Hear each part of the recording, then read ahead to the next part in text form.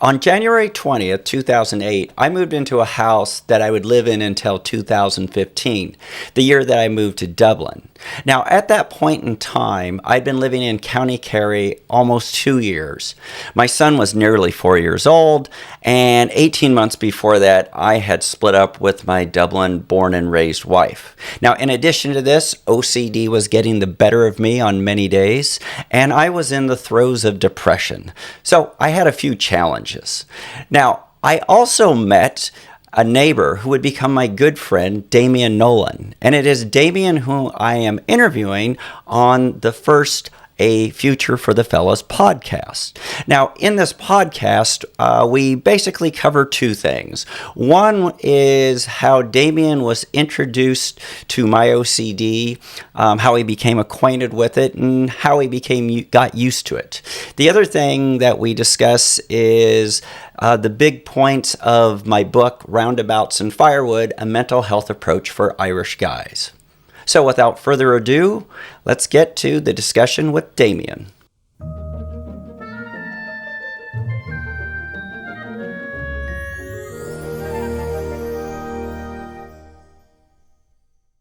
After 2 years in Ireland and 2 years in Tralee, I moved into an estate, and three houses down was my neighbor, Damien Nolan, and his daughter, who was a month older than my son.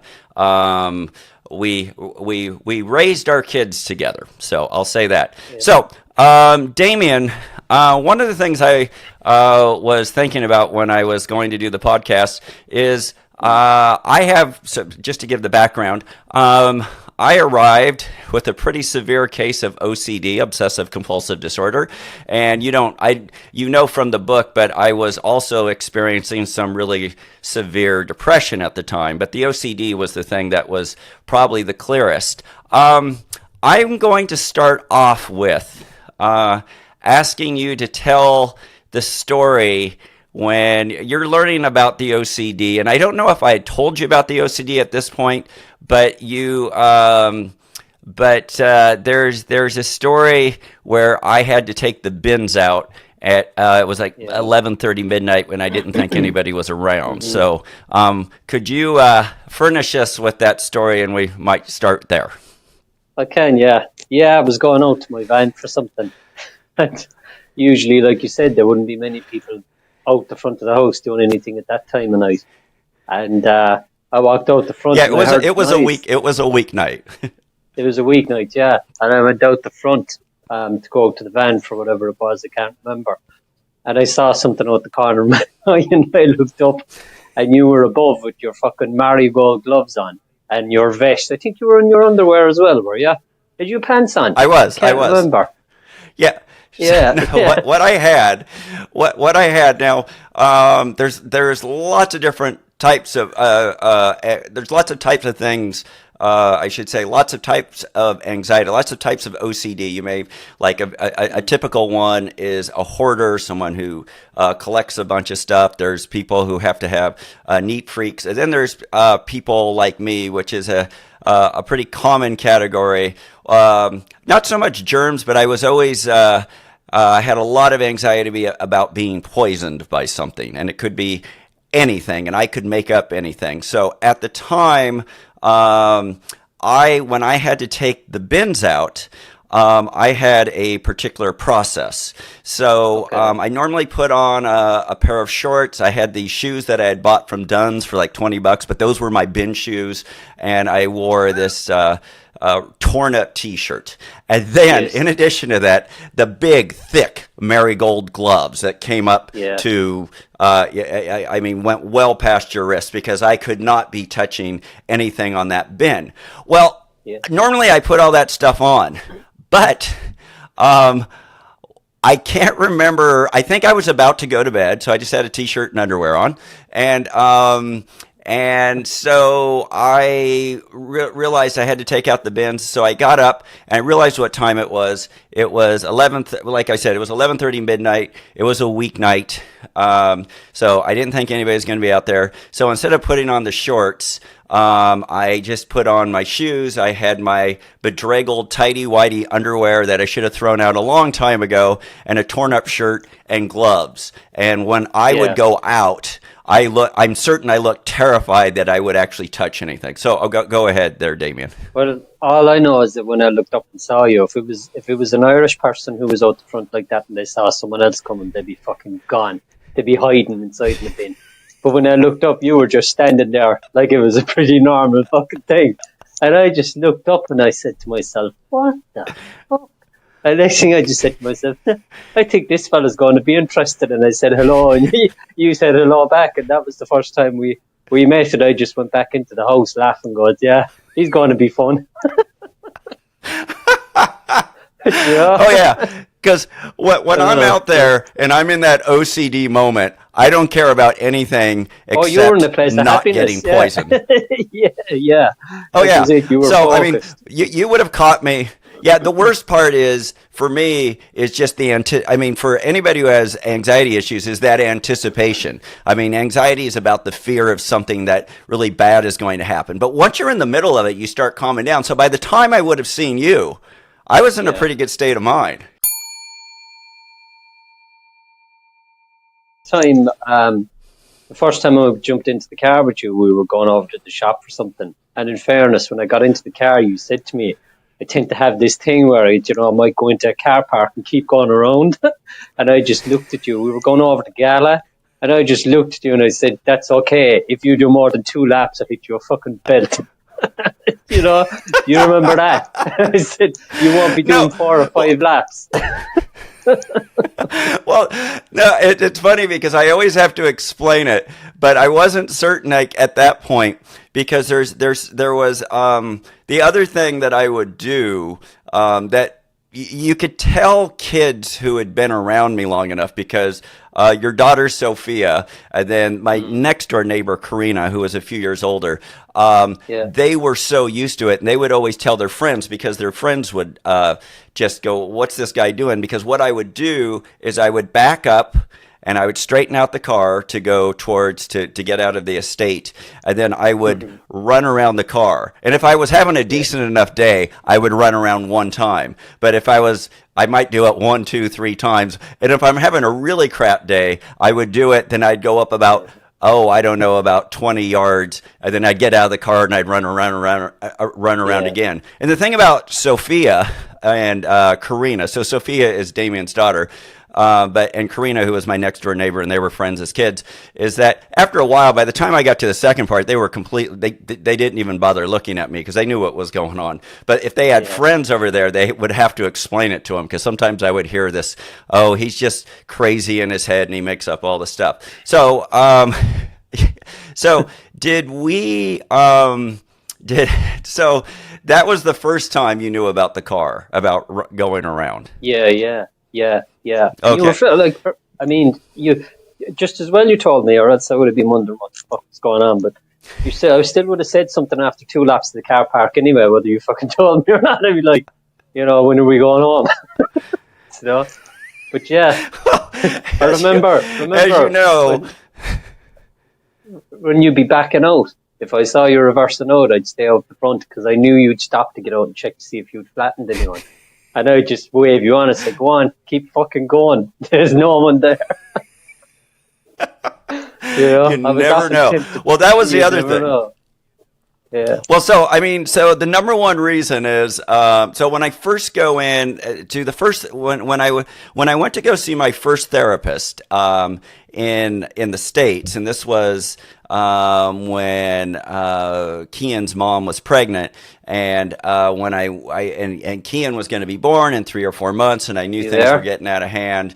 So and that would have been 2003. Kian was born in January of 2004.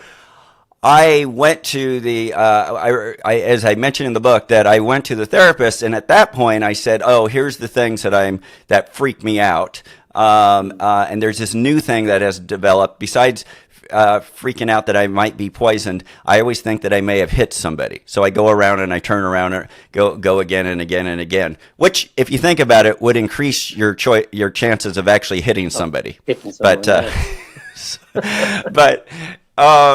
so that was, and then back in 2003, I thought, I can get rid of this one. But by the time I end up in Tralee and my entire life is just going down the drain, I'm broke. I barely have any jobs. I'm contracting out with schools. So that thing got worse and worse and worse. And the thing about moving to Ireland is, in the States, they're starting to appear now, but there's very few, if ever, do you have a roundabout. It's always lights. But so the lights actually help, because you had to do a lot of work. But when you get with the roundabout, if you think you hit somebody, you can just get between two roundabouts, which is the name of the book, Roundabouts and Firewood. You were on about the two between McDonald's and and the one in Manor. Yeah, the one at you're doing loops. The one at Kerry County Council roundabout. And I remember I was asking you how to say this, and I still don't know. I know for years you always. You said Clash it right, Lahane. yeah, Okay, so in the book, well, no, I think I was saying Clash Lahane, but the one with the Kerry footballer. So I got caught between that, and that's when I had to actually tell Cian, because I wanted to tell him, and I just was freaking out that I had hit somebody. I want to come back to when we went to Halford's, and now I grew up with a dad who was a mechanic, so I was always, he was a part-time mechanic, fixed everybody's car in the neighborhood. So I grew up with nothing should ever bother me about a car. But by the time I arrive in Ireland, anything can poison me. And so anyway, so my car battery was dead. I did get out. I put on way too many pairs of gloves, took out the battery, blah, blah, blah, went over, knocked on your door, said, hey, can you help me? Can you drive me over to get a battery? You opened your boot. And then I put it in there. And then we drove over to Halford's at the Manor West shopping mall. Do you remember what I said to you when we were? Do you remember anything about that? Because this one always kind of cracks me up, because this was the time where, by this time, I knew that you were quite used to me and my antics. I think my memory of that when we went in and when we got the battery, you wouldn't fucking touch it. I had to take it up to the counter. Was that right? It was like it was a fucking bomb. It's like you okay. What I couldn't figure out is you took the old battery out, but you wouldn't touch the new one. And I was thinking, surely the old one would be a higher risk than the fucking new one. But it was like, no, you take it. And for the record, rationally, there's no risk. There's no risk. You'll be fine. Okay, I want anybody who happens to have the same type of OCD, you're totally fine. But it is. On that, so what had happened was that I will, we'll talk about the book here in a second, but one thing you want to always make sure you're doing, one thing that can really cause things to get worse is being hungry. And when you're hungry, and that's for everybody. We all get irritable when we're hungry. But if you're dealing with an anxiety issue or depression issue or both, eat. It sounds obvious, but you need to. But you need you're to right. eat. You're right. Yeah. I mean, it is. And so just think about how irritable you get when you haven't eaten if you're normal. If someone with anxiety or depression issues, if they haven't eaten, it's a million times worse. So they really need to eat. Anyway, so I don't know why I decided that I would deal with the battery issue, but I got, one thing is I'm hyper-focused on things, and so I decided the battery, and I could have went in, washed my hands, eaten, blah, blah, blah, blah, blah, but instead I was like, no, I have to get this done, and that's when I came over to you. So I came over to you extremely hungry, and so and that's when we went in. So we went in, I gave them the battery. They said they were going to be fine. I gave them the battery, and they said, okay, we'll get you a new battery. So I brought the core in, and then they brought it out. I paid for it, and then I started walking away. And you said to me, do you want me to get it? And I'm halfway across in Halfords. And I looked back at you and I said, well, if you want us to bring it home, you do. And I'm yelling at you. And the other guy. Like an angry couple. Yeah. And the Halfords guy's like, Jesus, man, what this American? And you look at me as just absolutely no bother. You know what I'm experiencing at that moment. Like, all right, I guess I came this far. I should bring the battery with him. Yeah, I was shocked when you told me you took out the other battery. I was like, fucking hell. Yeah, and so and that's always the thing was I've always struggled with how is it that a car bothers me? I mean, all the times I've bled brakes and would work on the cars with my dad. My dad would wake me up on a school night at midnight or 1 when he was fixing a car, and it was often bleeding the brakes is what I remember the most, or else I had to hold the flashlight. Then he would complain to me about my bad breath at 1 in the morning. But I grew up around cars and all the fluids and all that. I mean, everything was cars, and never bothered me. I mean, none of this stuff ever bothered me till I was about 26, 27. I mean, I remember on my way to New Orleans, I was in Texas, El Paso had to take out the alternator, brought that in, put the new alternator back in, and I was always having to check the car was overheating. I mean, so at the age of 27, I was good to go, but 12, 13 years later, you would never have recognized the same person. So anyway, that just getting yelled at in Halfords, and that's when I knew that Damien could just sort of deal with it. I mean, he could actually come back, I could get the battery, and he could just walk away, go back to his house. Yeah. Remember the time we came over to bleed the oil? And the sock. That's what I was going to say. That was actually the next thing I was going to. So because I wouldn't let you in the front. I wouldn't let you in the front. I wouldn't let you in the front door because what had happened was I was contaminated. Was I? Yeah. Well, we had moved in right when Kian, the day before Kian's 4th birthday, January 20th, 2008 is when we moved in because I remember that because I got all of his toys and they were on the bunk bed that was in there and all that stuff. And so the landlord had told me, well, there's oil. Or it's kerosene, right? Is that kerosene? Yeah. Yeah. So kerosene. Okay, so there's kerosene. There's kerosene. There's enough kerosene in there, but you want to fill that up because I'm certain that it's low and it's winter and all this kind of stuff. So and in where I'm from in the States, everything is natural gas. You just turn it on, central heating, in 5 minutes your whole house warms up. So completely unaware of how to deal with heat.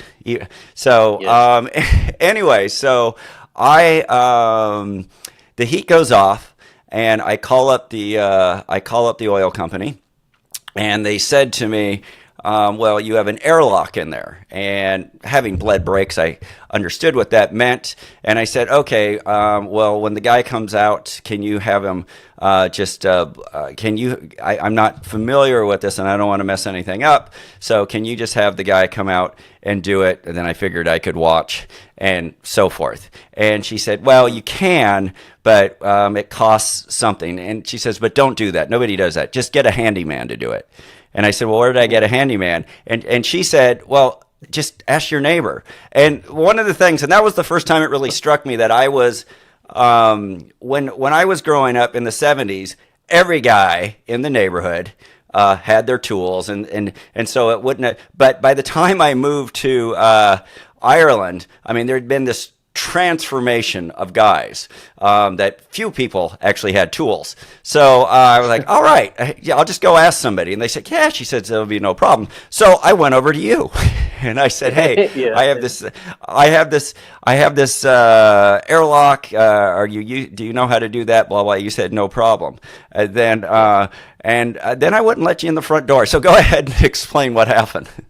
No, I just remember coming in and I was taking the cover off the front of the boiler, and it was obviously in the utility room, so there was, a wash clothes around the place and stuff, and there just happened to be a sock on the ground, and I picked it up and I said, "Do you want that?" And you nearly jumped back and you went, "No!"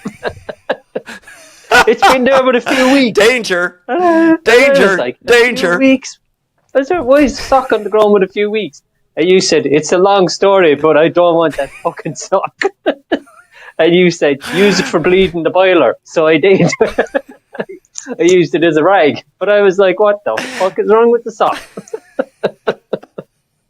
Nothing at all. But if something, I get it in my, if I create some fiction, that sock somehow can poison me. And so it would just be there like, hey, you jump back. I can never touch it, but my neighbor can. Yeah. Sure, even when I picked it up, you jumped backwards.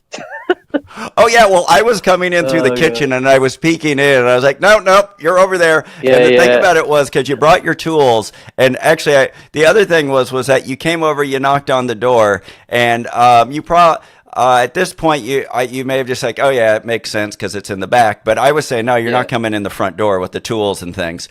After asking you to do me a favor, you can't come into my front door. So I said, just go into the back. But then again, that was right where the boiler was, so maybe it just okay, it didn't take too much notice, no big deal. But at that point, when you're it's like, no, don't touch. I'm not touch. Use that sock. And anything that you want to leave, just leave, because I got to go get my marigold gloves. You must have spent fucking ages cleaning up after I left. Oh yeah, it would be. Probably like a scene out of Breaking Bad. Oh yeah, that would. It was excessive. It was the cleanest. It was the cleanest. You could eat off. You could always eat off the floor, no matter what you just put there after I'd done cleaning up. There's no doubt about that. Except for, one of the things though was because of what I was always going through, and I didn't ever want Kian. Like if an apple fell on the floor or something, right? I was always determined to be just the opposite, so I would make Kian. Heck, even if he wasn't hungry, although he would have the apple, but I was like, no, eat it. So I was determined not to just deal with that anxiety. But I was always determined with Kian is, no, I'm not going to. You don't want to end up like your dad. So everything, no, go expose yourself to everything. So, and that's why he ended up growing with a lot of independence, because one of the things was. There was the green area where I would play soccer with all the kids. And then our estate was Sunday's Well, because there was that little well, and that little well was somewhat full of water that everybody used for a bin, right? Do you remember? Yes. Yeah. So and then the soccer ball would go into it, and for all the other kids, it was no big deal. But suddenly I was playing... Suddenly I was playing with an infected soccer ball. Yeah. And so as a result of that, I would go in. When I was freaking out, I would go in and, but my thing with Kian was always, if I don't see you do it, I'm totally fine. And as a result of that, he had a very independent life in the sense that I would kind of forget that he was over that day or that night. And then I'd be falling asleep on a Saturday night, and I'd wake up about midnight on the couch. And then I'd think, oh yeah, Kian's over here. He's got to be at Luke's house or Sophia's, or he's got to be somewhere in the neighborhood. I was just go do what you want to, Kian. Dad does not want to see what you're up to. So. In 1 year, 3 young men killed themselves who were just from in our neighborhood. And that's when I decided I really, I know it's a crazy idea, but not killing yourself and dealing with your mental health issues, that's the big thing. So it's like, no, this is just for all guys, and whether you're 15 or whether you're 65. And so I've decided I want to write it for that. And the big thing I was trying, and the other thing that was going on was anytime I would pick up a newspaper or read an article, it was all about how Irish guys needed to change. They're not dealing with their mental health problems, and the only way they can do that is with change. And I think that's bullshit, in the sense that is that you have this culture, and I don't that has raised you to deal with mental health problems. And I think that mental health problems, not just in Ireland, but in the U.S., and anytime I'm reading it, it's this very feminized approach that somehow we're going to talk our way through it. Yeah. We're going to it's going to be this emotional thing. But no. Yeah. So just to be clear about what I say in the book is that you need, when it comes to dealing with mental health problems, for guys, particularly Irish guys, and I understand, I relate far more to Irish guys because they're far more culturally, at my age, from America, just Irish guys I relate to far more culturally. And the thing about it is it's not about opening up and giving and having emotional talks with somebody, and I just can't think why that would ever appeal to an Irish guy anyway. So I don't. So, but no, not at all. And so, let's talk about your feelings. Yeah, let's talk about the feelings. And that's why. Yeah, I mean, as I said, if you asked 100, if you took 1,000 Irish guys, and you say, what are the top 10 things you'd like to talk about? Your feelings will not ever hit the top 10. I don't think it'll be the top 100 or top million. Okay. Yeah. You have to acknowledge that you have a problem. You have to acknowledge that you get down or your anxiety and stuff, but it comes down to action. And so, there's an approach that I say, it's the FIBIFY approach. And FIBIFY is 6 letters, FIBIFY. And it is simply this: when it comes to mental health problems, fuck it before it fucks you. Because the thing with mental health problems, if you don't deal with it, they will fuck you. And then everybody else around you gets fucked. And in the book, I give many examples how you do it was happening to me. So what were your impressions? Because I wrote it, but then I'm trying to appeal to Irish guys. I think with the way that you came across in a very humorous, light-hearted way about the whole thing. I was busting my arse laughing, which, when you're reading a mental health book, you think you shouldn't be, but obviously I know you, and when you were telling the stories, it was like you were sitting in front of me telling the stories, so I was laughing through a lot of it. And there's funny as well, there's some things like you mentioned in one of the chapters, I think near the beginning, that something about you were inside in the shop and you were picking up apples, and you mentioned pink ladies being your favourite apples, and I was like, fuck me, I knew him all these years, and they're the same apples I like, but it's just the way you learn something new about someone sometimes.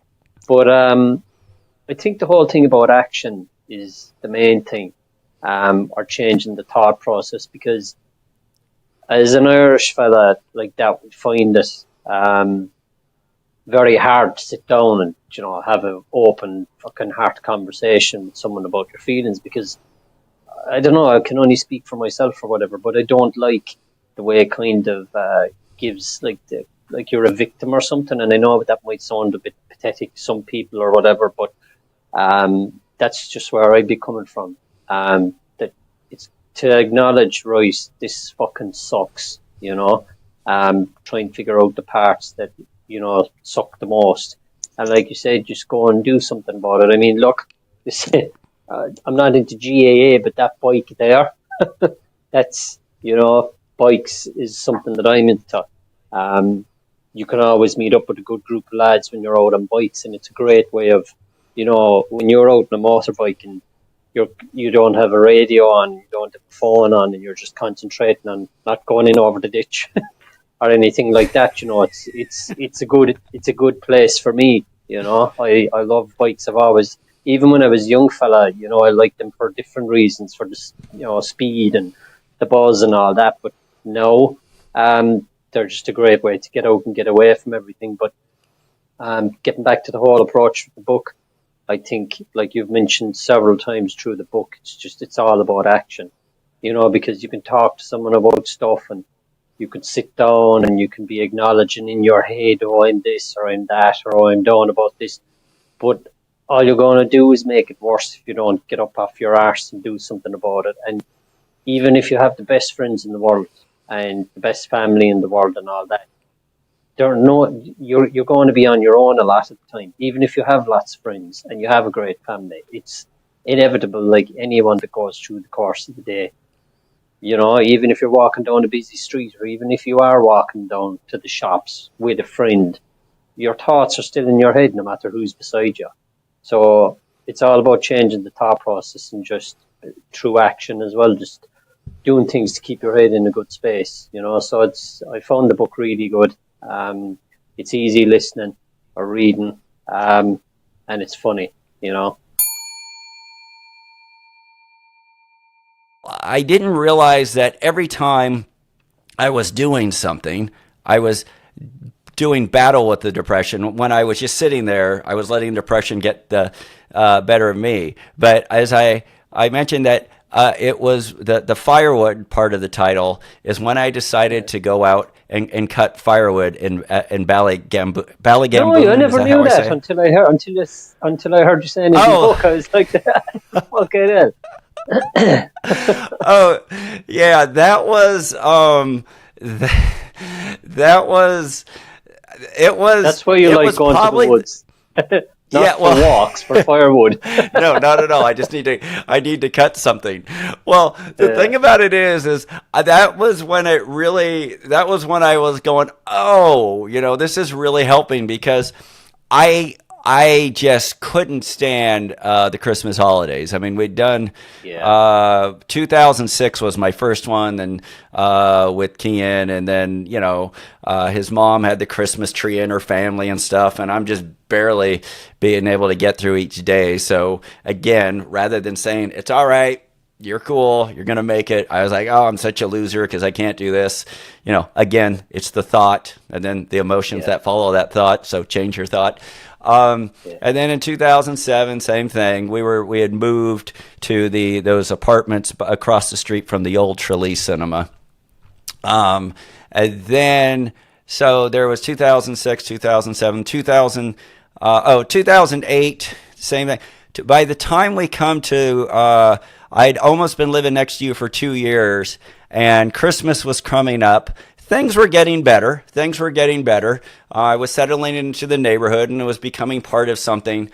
But it's just that I was getting really anxious about the holidays, which means I also wouldn't be working because I work with schools, and so going broke was always a problem. But yeah, so when I went out to take a walk, because I was working at a lot of schools in the not Ballybunion, but the Clorglen area in Castlemaine. So anything up in that area, I'd always go by Ballygamboon and take a walk, and that's what I used to always call that Kean Forest, and I would take him there and all that stuff. But there had been one of those windstorms, and it had knocked over a bunch of stuff. And so I looked at it, and that's when I decided that I would cut firewood. And it was a government play. So it was government. Everybody thought it was Quilted that was clearing the trees, whereas it was actually Scott Ziglinski with a bushman. No fucking chainsaw here. They'll hear the chainsaw. But there were two things going on why I wouldn't get a chainsaw, an electric chainsaw. I didn't want to put the petrol in. Someone's going to be funny on my side. Someone's going to be funny on my side. Oh, is it? There now. Yeah. I don't know what the fuck. Can you hear it? I can hear you. It's just called buzzy. Keep talking anyway. Might be okay on your end. Well, I'm hearing it fine, so I'll Yeah, check it out. hopefully it's okay on your end. Yeah. Yeah, Sorry. so we'll see. Again, like I said, I mean, this whole thing, we can always do more later, and I'm going to edit it, and I'll send you all the stuff before I actually Okay. publish it, so it's okay. Anyway, so, no, so when I went out there, I couldn't use an electric chainsaw because I didn't want to deal with the petrol, putting it in and all that kind of stuff, and Oh, putting it yeah, in yeah. the back of the... And, but the thing about it is, I used They to, when fucking I hear was, it say, anyway. when I was 18 or 19, I used to have a petrol can in my boot, and I would always run out, and then I had a hose. I'd siphon petrol all the time. This is back when there was leaded, as we'd say here, Yeah. leaded gas or leaded petrol, and I would siphon it. Sometimes I'd accidentally swallow a little. I mean, I didn't care. That's what I mean. I was the opposite of what I am now. I was the most Yeah. carefree. Nothing can affect me, and things of that. So, but I went out. But more than even that, because I thought I was doing something so highly illegal. But if you remember at the time, because I was so down and I had to blame someone or something, I was blaming Ireland for all my faults. And so I was like, Yeah. fuck Ireland, and and everything. And if you can remember, I was just everything. Now I just want to move back to Ireland, so that tells you where I've gone. But because there was two things going on, it was going to give me something to do, and it was in a government owned land, and so I was taking timber from the land, Felt which good was a for you. complete joke. So I went to Woody's, got a saw, and then the other thing was I thought I could go. I had this vision that because in Oregon, which is timber, Oregon and Washington. I currently live in Vancouver, Washington, but in Oregon and Washington, you can buy what's called a cord. I don't know if it's called that there, a cord of wood, which is just a truckload of wood for like a couple $100, which will last you all winter. And I mean, you use a fireplace in addition to your heating. But I was determined that I would go cut the wood, and then I could just go sell it in the neighborhood because everybody had their small fireplaces. But there's a problem with cutting down. So when I went out to Ballygamboon, the little area, and I was cutting wood with a handsaw is a lot of work. Yeah, you can fucking bet that out, sir. And so A good I would workout. go 30 seconds a minute, and just have to take a break. And I wouldn't. So I was just getting just a small amount of wood after 2 or 3 hours. And every time a car went by, I thought it was the Gardaí, and I would go down because I'd had these visions that they'd see me stealing wood. Now, understand that the trees had already fallen, and they needed some government worker to go clear it out. But I didn't realize that. I just thought that I was giving the big middle finger to the Irish government, and I was taking their wood. Yeah. And so I'd freak out, and I'd be down, lying down against the ground, waiting and hoping that they wouldn't see me. But so I was cutting it, and it went on unless it was just pouring down rain. But throughout that Christmas break, I was just cutting wood. And the thing about it is I started recognizing that, okay, maybe I'm not going to be able to make a lot of money doing it. I couldn't do a lot. I was realizing that I felt good about, I went out, I had something to do, I cut some wood, I put it, and these are all things that I realize now that if I'm recommending to anybody, if you're going through any type of depression, any type of anxiety, depression particularly, that just have simple goals, and you'll realize, oh, if I do this, it'll get better. If I do this, I'll get better. I do this, I get better. And it was just going out for a couple weeks and wearing myself out, and I barely had any wood after 2 weeks, but I got better. I mean, Yeah, and it yeah. was, and also it wasn't just cutting the wood. The other thing was within a couple years, I'd gotten to know you and your family, and I'd gotten Karina and Helen and her family, and then I was always running events in the neighborhood, and I mean, I was becoming an active part of the social community, which is a huge thing too. I mean, because if you're isolated, that was the problem when I first showed up. I mean, I went from moving from the States where I had friends, family, a bunch of activities. Snowboarding was just an hour away. So when it rained in Portland, it was snowing up there. Anyway, so I had all these things I did, and I was from a city, and anyway, I had a good job and all that kind of stuff. Then everything was gone then. So, and I didn't realize you had to incrementally get a life again. And it is just day by day by day. But the whole thing is, again and again, is action, action, action. Anyway, so I'm gonna wrap it up here, and I don't think, I'm certain this won't be the last time we talk, as you were my neighbor for 9 years, and there's a number of things that I will remember that are pretty fun to talk about. Yeah.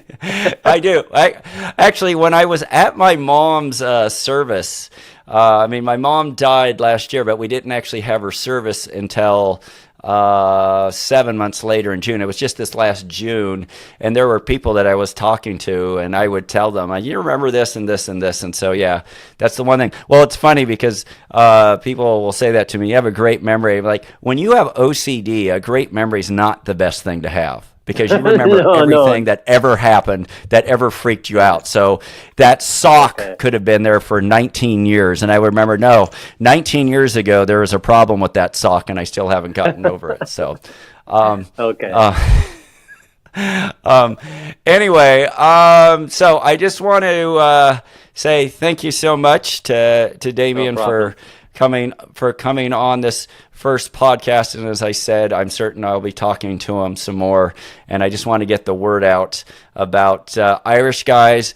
Stick with taking action, and that it's not about feelings, it's about thoughts, and you can actually you can beat this anxiety, you can beat the depression, and read the book or listen to it, and you'll discover, hey, I'm never going to get that bad. And that, as long as you have that goal, you'll be good to go. So the book is great. Fair play to you. You did a great job with the book. It's very good. Oh, thanks, Damien. All right. So, and I will sign off there. Right on. Okay. So, cheers, guys.